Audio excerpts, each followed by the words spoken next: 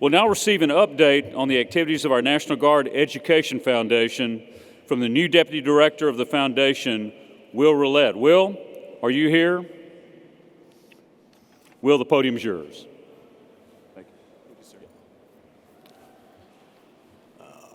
Thank you, Mr. Chairman. Good morning, NAUGUS members and attendees. I'm Will Roulette. As the Deputy Director of the National Guard Educational Foundation, it's my privilege to deliver our annual report. In 2011, the National Guard Educational Foundation and Leonardo DRS forged an important partnership to provide meaningful and substantial college scholarships to the children of National Guard members lost in the global war on terrorism. The Leonardo DRS Guardian Scholarship Fund was established thanks to the incredible generosity of our partner. Their sustained commitment allows the fund to continue to be administered by the foundation at no cost. Simply put, 100% of donated funds go directly to the children of Guard members who have made the ultimate sacrifice since 9/11. In 2022, the Leonardo DRS Guardian Scholarships Fund's 12th year achieved several milestones. Not only has Leonardo DRS donated over $600,000, but we are exceedingly honored and proud to report that together we have now awarded more than 100 scholarships.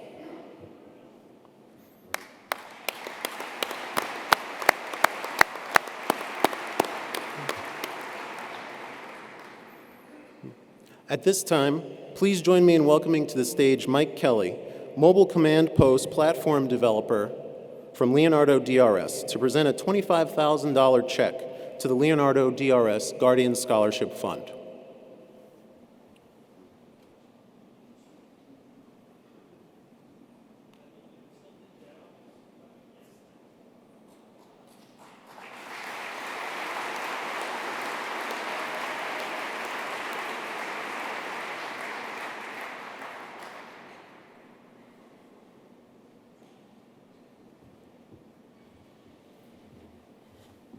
Good morning. I've been asked to make a few comments. It'll be a very few comments. I want everyone to know that on the behalf of DRS, Leonardo DRS, a great company I've had the pleasure of working with for the last 11 years, that this is our commitment to those 800 National Guard warfighters that have paid the ultimate price, and to their families to continue with their dreams in the future. I appreciate the support that we have received from the National Guard Educational Foundation, and we thank the 6,000 DRS employees. All are committed to the work that we do every day to keep our soldiers safe and capable to do the job, to do the mission that they have to do. And I appreciate everything that you all do. Thank you very much. Thank you. Thank you again.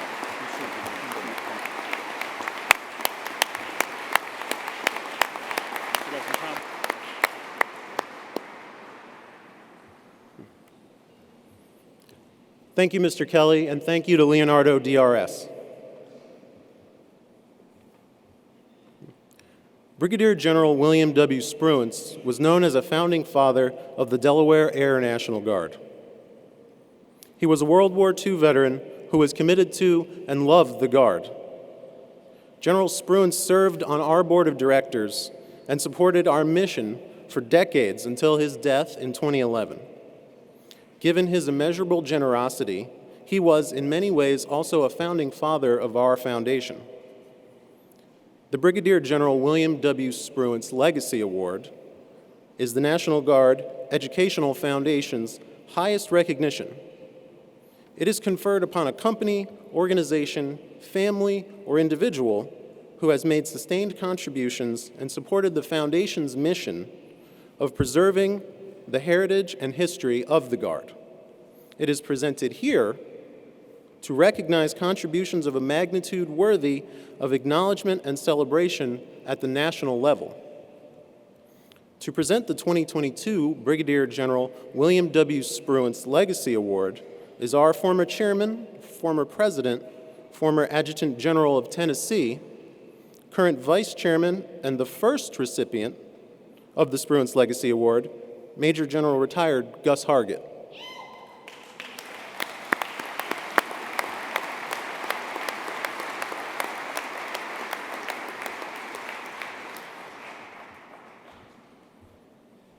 Good morning.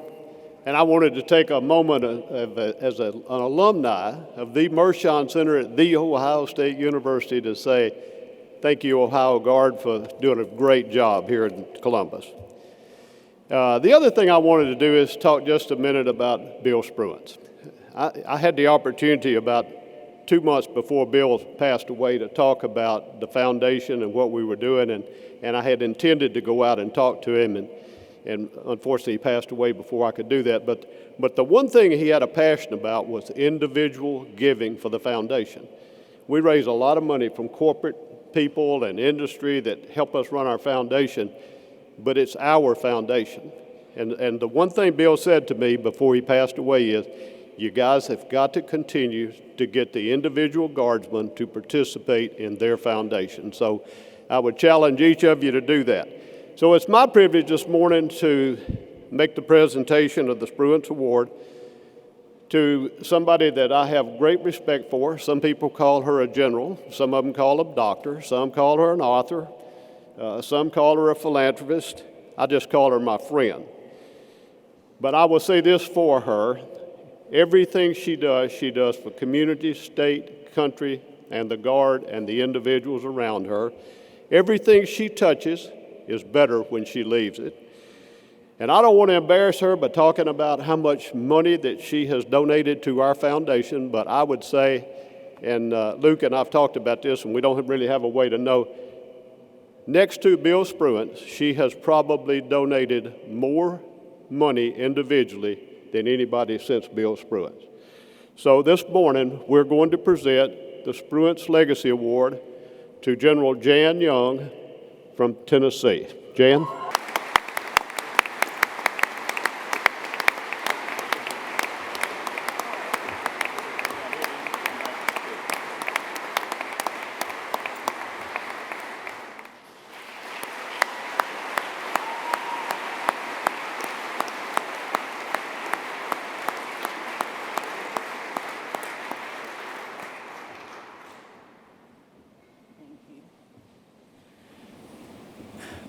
Well, general officers, distinguished guests, and to all the attendees, I was very surprised.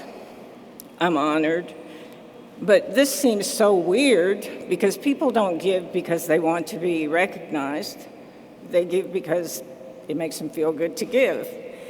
And so when Luke Guthrie called and said, you know, you're going to have to say something, I thought, oh, please. He could not see my face, so he didn't see my expression of, are you kidding me expression. I said the appropriate things on the phone, of course, but I thought, oh, are you kidding me? But, you know, he said, it'll mean so much to General Hargett. And I thought, well, how can I say no to that then? So then I began to reflect on why did I write that first check? And all of us have an opportunity to give. And we have an opportunity to give to so many important organizations that do so much important work. But I remember a conversation I had with General Hargett. And I will tell you that very shortly after he left the state of Tennessee to lead the National Guard Education Foundation, he wrote this letter. And it was a form letter. And like most of us, it was an invitation to consider giving to the foundation. And so I just tossed the letter aside, you know, like we do. And it was in the pile that didn't go immediately into the trash can, but one that just got put aside for later consideration. And a few days later, It still hadn't made it to the trash can, but it was well on its way. But I looked at the personal note that he had scrawled on this form letter, and it was something like, hope everything's going well, keep doing a good job, something like that. And I reflected back on a meeting that I had with General Cotney and General Hargett right before he left the state. And there were only 3 of us, so it must have been a meeting where he was encouraging me on how to behave appropriately in one of my new flag officer roles. And he said something that I had heard him say many times before, something that I myself have said, something many of you have said. But for some reason on that particular day, I don't know if it was the expression on his face, the inflection of his voice, but I experienced what I heard from him in a very different way. And he said, the Guard has been good to me. And I remember driving back to Memphis from Nashville early that evening and reflecting all the way back home, the Guard has been good to me. And I thought about that when I looked at that note. Most of us, if we were raised in a faith tradition, were told about if you give freely with no expectation of return, you'll have blessings that return to you tenfold. And as I reflected on that drive, I realized that I had received blessings 100-fold from the Guard. I've had a very privileged civilian career, and when I think back at critical moments when I was given the opportunity for increased responsibility, it was because I had an indirect or direct relationship with someone in the Guard who saw an opportunity and challenged me to take it. And the experiences that I had from the Guard made me better and more competitive for those roles. And it worked the other way around too. And then when I think about my military career, I know some of you weren't born at the time, but if you think back to the state of Tennessee 40 years ago, I presented as a lieutenant nurse practitioner to a clinic at the Memphis unit at the 164th. I did not graduate from a military academy. I did not have political connections. I was not married to someone in the military who had connections. I was a female, biracial, naturalized citizen, and a medic. At that time, there had been no female general officers in the Guard. So a betting person would tell you that a snowball had a better chance of surviving in Hades than me retiring as a 2-star line officer from the Guard. So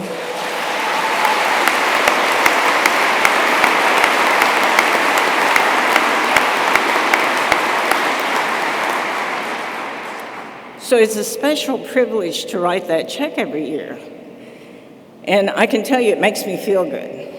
And I remember the Guard's been good to me. And when I write that check, it's out of gratitude for the civilians and the enlisted who took care of me all during my career, Army and Air. And it's out of gratitude to the commanders who often had to shake their head when I was wanting to do something different, or they wanted to challenge me to do something different, or saw possibilities that I couldn't see for myself. And it's out of gratitude for people like General Bassam, General Cotney, General Hargett, General Wyatt, General McKinley, all of them who could have said no when my packet came across the desk, because they had so many capable people to select from. And they said yes to mine, which made it possible for me to get the opportunities that I got. And then part of it is paying it forward as a thank you to people like General Allison Solomon, who take care of the youth.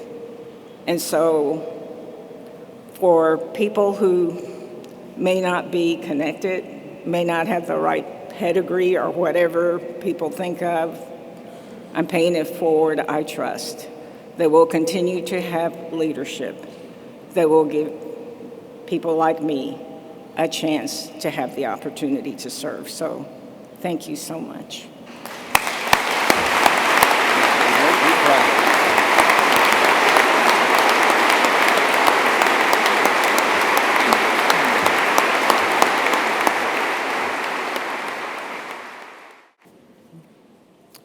Thank you, General Young and General Hargett. In 1777, the Marquis de Lafayette traveled from France to America at his own expense to volunteer in the fight for American independence. His commitment to liberty and service was recognized more than 200 years later when the National Guard Educational Foundation established the Legion de Lafayette to recognize its major donors. Today, we have the honor of inducting a new organization into the prestigious Legion de Lafayette. The 29th Division Association was established to perpetuate the record of the 29th Infantry Division, one of the most storied divisions in National Guard history.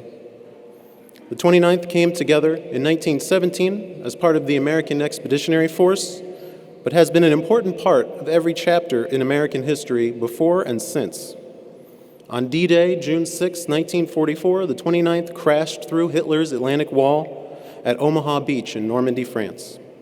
The division's service continues today as elements of the 29th recently returned from a deployment in support of Operation Spartan Shield.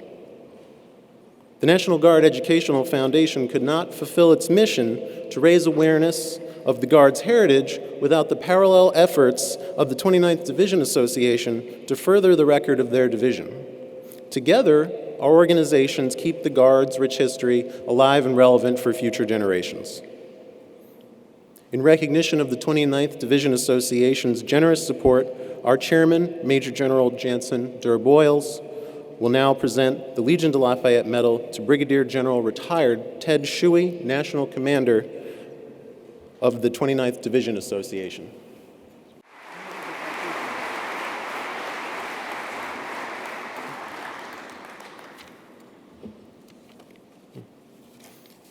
Attention to the reading of the citation. The National Guard Educational Foundation hereby proudly enrolls the 29th Division Association in the Legion de Lafayette de la Garde Nationale. Legion de Lafayette membership demonstrates an interest in the historic tradition of the American militia and the National Guard. Through the support of its Legion de Lafayette patrons, the National Guard Educational Foundation engages in educational programming which honors the service of those soldiers and airmen who have, since earliest colonial times, played so vital a role in this great nation. In accordance with the instructions of the Board of Directors of the Educational Foundation, the date of August 28, 2022, has been designated for the award of the Lafayette Medal before the assembled membership of the National Guard Association of the United States at the 144th General Conference and Exhibition, tendered on this 28th day of August in the year 2022 in the city of Columbus, Ohio.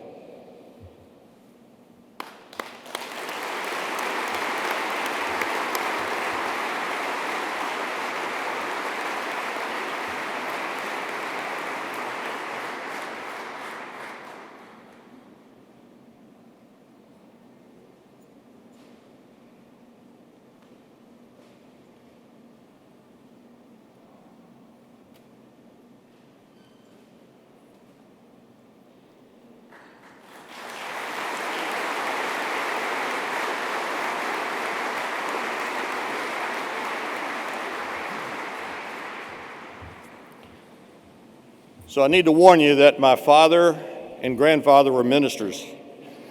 As I looked at my watch and the date, it's Sunday and it's after 11 o'clock. So when they said, could I make a few comments, I started getting the shakes, I got to tell you. But it is indeed a privilege to be here.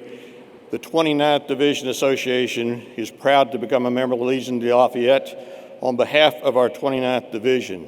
And I just want to make a few comments about that organization that today is going to be a very active one.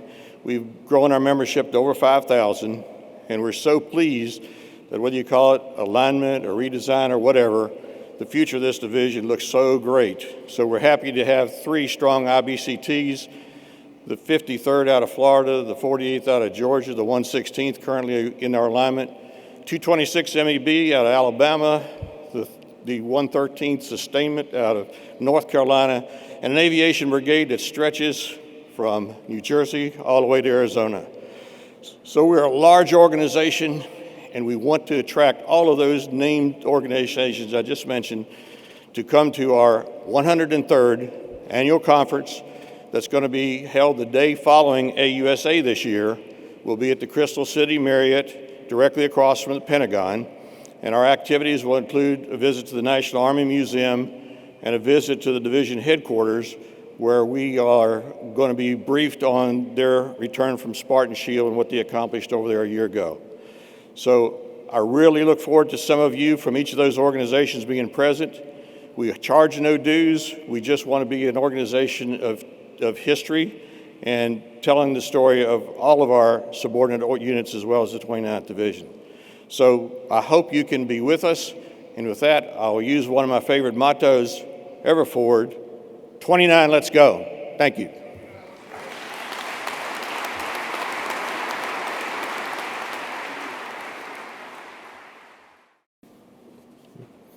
Thank you very much, General Shuey. Thanks to the 29th Division Association, Leonardo, DRS, General Young, and all our donors, we can continue to fulfill our mission to tell the Guard's story.